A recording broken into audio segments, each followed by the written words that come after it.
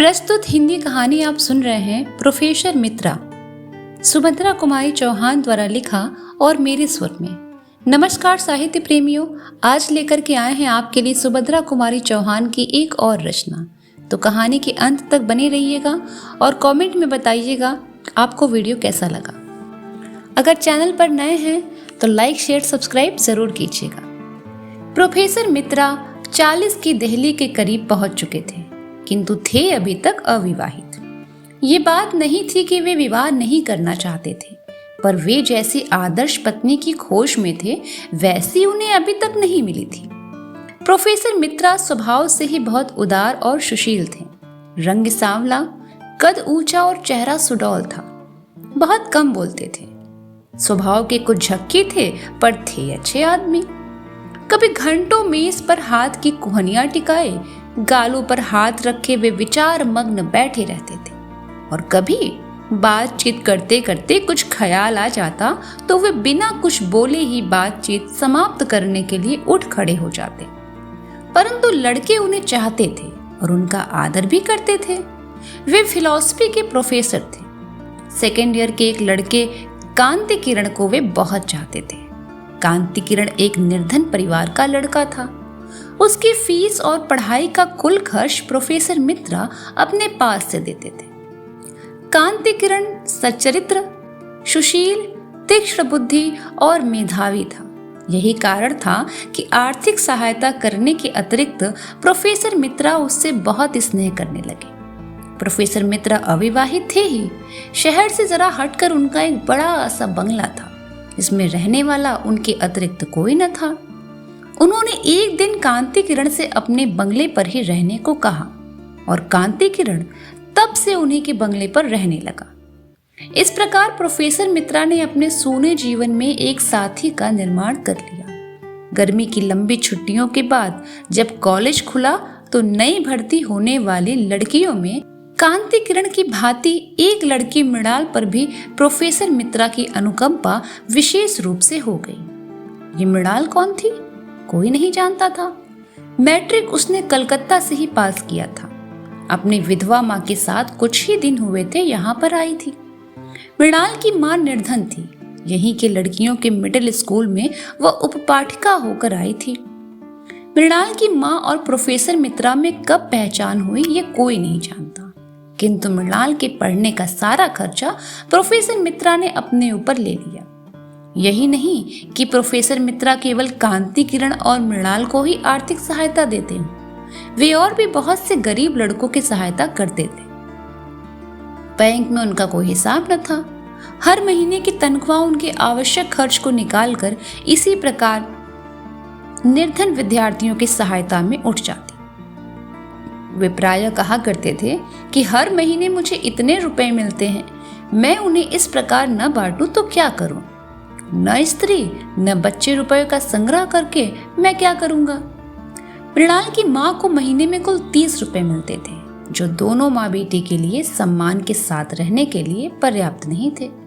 परंतु प्रोफेसर मित्रा की सहृदयता ने उन्हें कभी किसी प्रकार के कष्ट का अनुभव न होने दिया। सजाती होने के कारण उनकी घनिष्ठता बहुत बढ़ गई। सप्ताह में एक बार प्रोफेसर मित्रा मृणाल की माँ से मिलने जाते, और मृणाल तो प्रायः रोज ही 1-2 घंटे प्रोफेसर मित्रा के यहाँ बिताती थी। मृणाल लॉजिक थी, इसे प्रोफेसर मित्रा ही पढ़ाते थे। बड़ी अच्छी छात्रा थी। प्रोफेसर मित्रा उससे बहुत खुश रहते थे। मृणाल अपनी माँ की पहली संतान थी। माँ बेटी का रिश्ता जाने बिना प्रायः लोग उन्हें छोटी बड़ी बहन समझते थे। मृणाल के जन्म के कुछ ही समय के बाद मृणाल के पिता का देहांत हो गया था। तब से इसी प्रकार नौकरी और ट्यूशन करके मृणाल की माँ उसे इतनी कर पाई। अब उसे सबसे बड़ी चिंता मृणाल के विवाह की थी। जिस लड़की को उसने इतने कष्ट से पढ़ा लिखा कर पाल पोस कर इतनी बड़ा किया, उसे किसी सुयोग्य वर्ग के हाथों सौंप कर ही वो निश्चिंत हो सकती है। वो पढ़ा लिखा, कुलीन वंश का और खाते पीते घर का हो, जिससे उसकी मृणाल सुखी रहे। यही मृणाल की माँ की कामना थी। निर्धनता का जो कटु अनुभव मृणाल की माँ को था, वो भूलने के योग्य नहीं था। उसी निर्धनता के दलदल में वो जानबूझकर अपनी बेटी को नहीं फंसाना चाहती थी। इसीलिए तो मृणाल 18 वर्ष की हो जाने पर भी अविवाहित थी। मृणाल की माँ को जब मालूम हुआ कि प्रोफेसर मित्रा अविवाहित है, तो वो सोचने लगी कि मृणाल और प्रोफेसर मित्रा की जोड़ी तो बुरी नहीं रहेगी। प्रोफेसर मित्रा की उम्र वैसे कुछ ज्यादा नहीं है। इसके अतिरिक्त मेरी मृणाल रानी बनकर भी तो रहेगी। एक दिन मृणाल की माँ ने निश्चय किया, वो प्रोफेसर मित्रा से उनके अविवाहित रहने का कारण पूछेगी। उस दिन शाम को जब प्रोफेसर मित्रा आए तो उसने साहस करके ये सवाल उठा दिया, मित्रा साहब, मैंने सुना है कि आपने अभी तक विवाह नहीं किया। यदि आपको कोई अड़चन न हो तो क्या मैं जान सकती हूँ कि इस संन्यास का क्या कारण है? प्रोफेसर मित्रा के सामने ऐसा सवाल भी इस घर में उनसे कोई पहले न पूछा था। बोले, मैंने आज तक विवाह की ओर ध्यान ही नहीं दिया। क्यों नहीं दिया, कुछ कह नहीं सकता। अब तक नहीं दिया तो अब तो ध्यान देना चाहिए। शाम को लौट कर जाते हैं तो क्या वीरान सा घर आपको अच्छा लगता है? प्रोफेसर मित्रा हंसकर बोले, अरे नहीं नहीं, घर तो वीरान नहीं रहता, कांति किरण रहता है। अक्सर मृणाल भी आ जाती है, फिर नौकर चाकर भी तो हैं। मृणाल की माँ तनिक हंसकर बोली, नौकर चाकरों से कहीं घर आबाद हुआ है? और कांति किरण क्या, उसकी पढ़ाई खत्म हुई 2 महीने बाद अपने घर चला जाएगा। मित्रा साहब हंसकर बोले, मृणाल तो रहेगी। मृणाल की माँ जरा गंभीर होकर बोली, हाँ मृणाल तो रहेगी, पर ऐसे रहने से क्या होता है? मैं मृणाल के लिए कह रही हूँ, अब मृणाल के साथ गृहस्थी बसाओ, मैं भी उसके हाथ पीले करके निश्चिंत हो जाऊंगी। प्रोफेसर मित्रा चौंक पड़े, मृणाल के साथ गृहस्थी बसाओ? मृणाल तो मेरी बच्ची है, मैंने उसे सहायता दी है, क्या उसका पुरस्कार मुझे लेना पड़ेगा? प्रकट में बोले, छोटा था तभी माताजी नहीं रही, 20 साल का भी न हो पाया था कि पिताजी भी संसार छोड़कर चले गए। कोई सुनने वाला ही नहीं था। न तो विवाह के विषय में कभी सोचा, न सोचने का समय मिला। आज 18 साल से यूं ही एकाकी जीवन बिता रहा हूँ। जीवन में किसी भी प्रकार का असंतोष नहीं है। अब इस उम्र में शादी करूं, अब तो बूढ़े होने में अधिक देर भी नहीं। मृणाल की माँ बोली, यही तो शादी की उम्र है, बचपन की शादी किस काम की? और हाँ मित्रा साहब, तुमने मुझे माँ कह के सम्मान दिया है, उस सम्मान की रक्षा भी तुम्ही को करनी पड़ेगी। मेरी मृणाल को तुम देखते आ रहे हो, लड़की बुरी नहीं है। चाल ढाल, बात व्यवहार, रूप रंग में किसी सुंदर से सुंदर लड़की के सामने खड़ा कर दो तो कुछ ज्यादा ही रहेगी, कम नहीं। यदि तुम उससे विवाह करने का आश्वासन दे दो तो मेरी बड़ी चिंता दूर हो जाएगी। प्रोफेसर मित्रा गहरी चिंता में डूब गए। कल्पना की आंखों से बालिका मृणाल को गृहिणी मृणाल के रूप में उन्होंने अपने घर में घूमती हुई देखा। नौकरों से वह ढोक ढंग से काम ले रही है, घर में कोई अव्यवस्था नहीं, सभी काम सुचारू रूप से हो रहे हैं। प्रोफेसर मित्रा को अब घर के किसी भी काम की ओर ध्यान देने की आवश्यकता नहीं है। इसी समय मृणाल की माँ की बात से वह चौंक से उठे। मृणाल की माँ कह रही थी, मित्रा साहब चिंता न करो, मेरी मृणाल को स्वीकार कर लो, वो तुम्हें घर को स्वर्ग बना देगी। मित्रा साहब ने कहा, आप मुझे कुछ दिन सोचने का समय दीजिए, बहुत जल्दी मैं आपको इसका जवाब दूंगा। और वे अपने बंगले की ओर चले गए। आधे से अधिक प्रोफेसर मित्रा इस विवाह के पक्ष में हो चुके थे। घर आए, देखा ड्राइंग रूम में मृणाल कांति किरण से कुछ बातें कर रही है। जाने क्यों उन्हें अच्छा न लगा। आज ये पहला ही अवसर न था कि उन्होंने कांति किरण और मृणाल को बातें करते देखा। बहुत बार देखा, परंतु इस ओर उन्होंने कभी ध्यान ही नहीं दिया। आज उन्हें दोनों को बातें करते देखकर दुख सा हुआ, चेहरे पर कुछ मलिनता आ गई। मृणाल उन्हें देखती हुई बोली, प्रोफेसर साहब, मैं बड़ी देर से आपकी प्रतीक्षा कर रही हूँ, मुझे आपसे कुछ पूछना है। और कुर्सी खिसकाकर प्रोफेसर साहब के बहुत करीब बैठ गई। प्रोफेसर साहब का जी आज पढ़ाने में नहीं लग रहा था। मृणाल को ध्यान से देखने लगी। वो बोली, आपकी तबीयत आज कुछ खराब जान पड़ती है, आप उदास हैं? रहने दीजिए, मैं कल पढ़ लूंगी, आप आराम कीजिए। प्रोफेसर मित्रा मृणाल को अपने पास से इतनी जल्दी न जाने देना चाहते थे। मृणाल को वह पहले ही बहुत चाहते थे।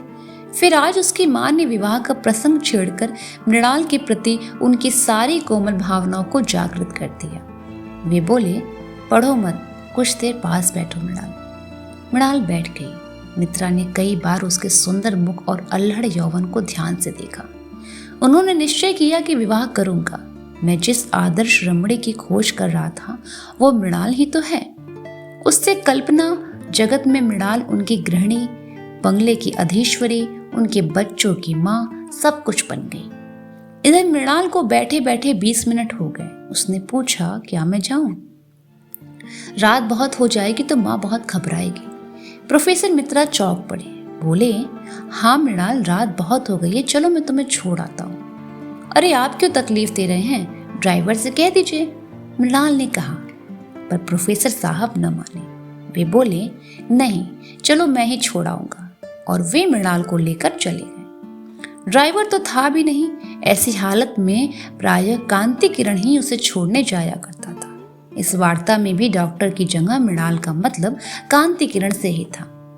प्रोफेसर साहब मृणाल को छोड़ कर आए। उस दिन रात भर वे सो न सके। विवाह की चिंता में उन्हें सारी रात नींद न आई। दूसरे ही दिन उन्होंने बैंक अकाउंट खोलने का भी निश्चय किया।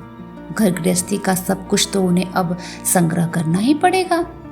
अब लापरवाही से काम न चलेगा। सुबह उठते ही उन्होंने कांति किरण को बुलवाया और बोला कि कांति किरण आज सवेरे से ही कहीं मालूम हुआ कि कांति किरण आज सवेरे से ही कहीं चला गया है। कांति किरण के द्वारा वे एक बहुत बढ़िया पलंग का ऑर्डर देने वाले थे। मृणाल के लायक उनकी समझ में उनके घर में कोई सामान नहीं था। सभी सामान ठीक और अच्छा बनवा कर रखना पड़ेगा। अकेले आदमी की बात और होती है और गृहस्थ की और। इसी चिंता में सुबह का भी सारा समय बीत गया। कॉलेज जाने का समय हो गया। उन्होंने भोजन किया, शोफर से कार निकलवाई। उन्होंने सोचा कि पहले मृणाल के घर जाकर उसकी माँ को विवाह के विषय में अपनी स्वीकृति की सूचना दे दें और फिर कॉलेज जाए। विवाह करना ही है तो फिर देर करने से क्या फायदा। वे कार स्टार्ट कर ही रहे थे कि एक साइकिल सवार आ उपस्थित हुआ और उसने एक लिफाफा प्रोफेसर साहब को दिया। पत्र में लिखा था, माननीय प्रोफेसर साहब, हम दोनों यानी कि मैं और मृणाल अंतर जातीय विवाह के नियमों के अनुसार आज विवाह सूत्र में बंधने जा रहे हैं। विवाह की रजिस्ट्री के लिए हमें आज कचहरी जाना पड़ेगा। अतएव आज हम लोग दोनों कॉलेज न आ सकेंगे। क्षमा कीजिए।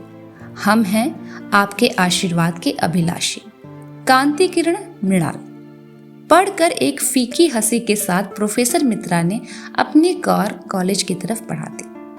पढ़कर एक फीकी हंसी के साथ प्रोफेसर मित्रा ने अपनी कार कॉलेज की ओर बढ़ा दी। ये कहानी आपको कैसी लगी कमेंट बॉक्स में जरूर बताइएगा। आप लोगों का बहुत बहुत धन्यवाद।